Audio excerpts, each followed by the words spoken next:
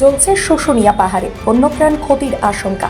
বৃহস্পতিবার সকাল থেকে আগুনের লেলিহান শিখা দেখতে পাওয়া যায় শুশুনিয়া পাহাড়ের একাংশ জুড়ে। সাদা ধোঁয়ায় ঢাকা পড়ে পাহাড়ের বিস্তীর্ণ অংশ।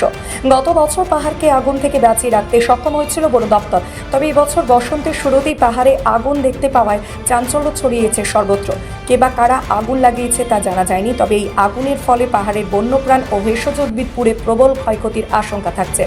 ছাত্রা বন দফতর খবর পেয়ে 30 জনের একটি টিম পৌঁছায় শুশুনিয়া পাহাড়ে। ছাত্রা ফরেস্ট রেঞ্জ আধিকারিক নির্মল দাস জানান, কোনো দুষ্কৃতী বা কেউই আগুন লাগিয়েছে। তারা তদন্ত করছেন, যদিও অনেকটা নিয়ন্ত্রণে এসেছে আগুন বলে তারা জানান।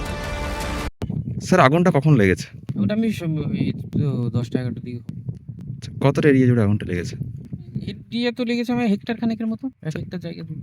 এখন পরিস্থিতি কিরকম? Under control. ওটা আমাদের স্টাফরা সঙ্গে সঙ্গে খবর পেয়ে আমরা ওটাকে সঙ্গে সঙ্গে এটা নিভিয়ে দিই। এই ধরনের আগুন কেন লাগছে, কি মনে করছে? আমরা তো সচেতনমূলক এখানে সমস্ত প্রোগ্রামগুলো করছি, তবু আমরা চেষ্টা করছি কোন দুষ্কৃতী বা কারা এগুলো করছে, তো আমাদের লক্ষ্য নজর আছে, এগুলো ধরা পড়লে তার ব্যবস্থা আছে। সকাল থেকে লাগিয়েছে মনে হয়। আমরা তো এই কিছুক্ষণ আগে বড় বউ আমাদেরকে নিয়ে আনলো, জানালো ঝাঁটিপাড় থেকে। আপনাকে আগুন নেওয়াচ্ছে না? হ্যাঁ, আমরা আগুন কতটা অংশ জুড়ে আগুন লেগেছে? তো অনেকটা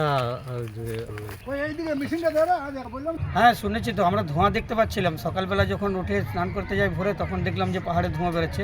সেই সময় আগুনটা একটু দেখাচ্ছিল, মানে একটু বলতে আমরা যেটা দূর থেকে একটু দেখতে পাই, সেটা সামনে গেলে বিভৎস না। ওই গত বছর তো আগুন একদিনও আমরা দেখিনি, কিন্তু এবার আবার নতুন করে আগুন দেখা দিচ্ছে। কেউ তো নিশ্চয়ই মাচিস টাচিস বিড়ি খেয়ে ফেলে দেয়, বা কোনো কারণে হয়তো আগুন লেগেছে, কিন্তু এটা নিয়ে আমরা খুব আতঙ্কে থাকি। আমরা তো এখানকার ব্যবসায়ী, ঝর্ণাতলায় পর্যটন কেন্দ্র, চারিদিকে পলাশের সমারোহ, সমস্ত পর্যটকরা আসছে দেখে তারাও একটু আতঙ্কিত হচ্ছে আমাদের সঙ্গে।